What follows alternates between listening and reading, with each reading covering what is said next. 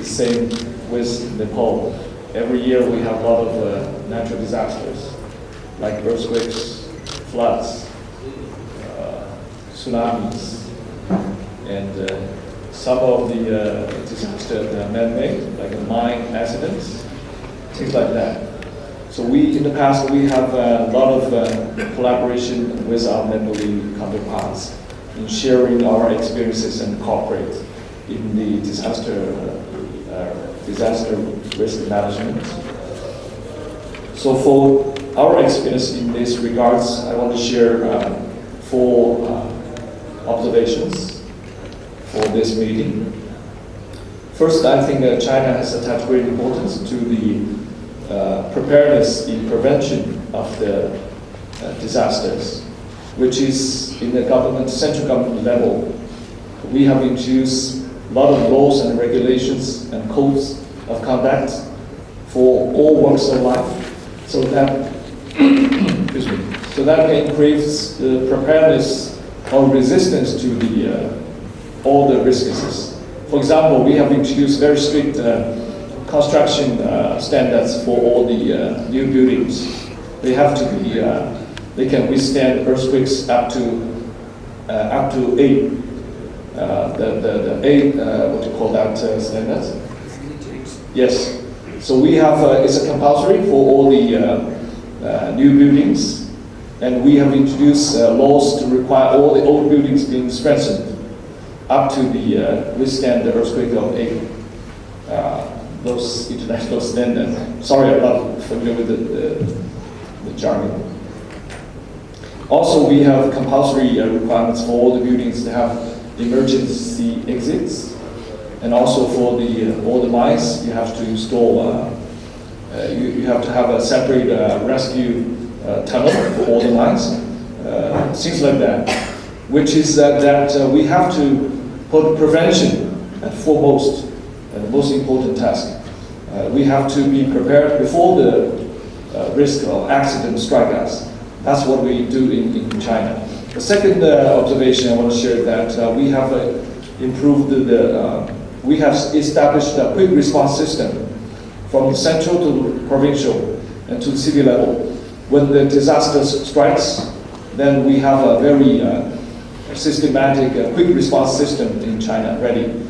So we have those laws require the quick response system be established at all levels, and we have some command chains from central to the local government.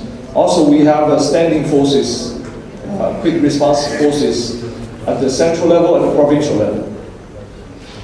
We have those quick response forces which can manage all the disasters.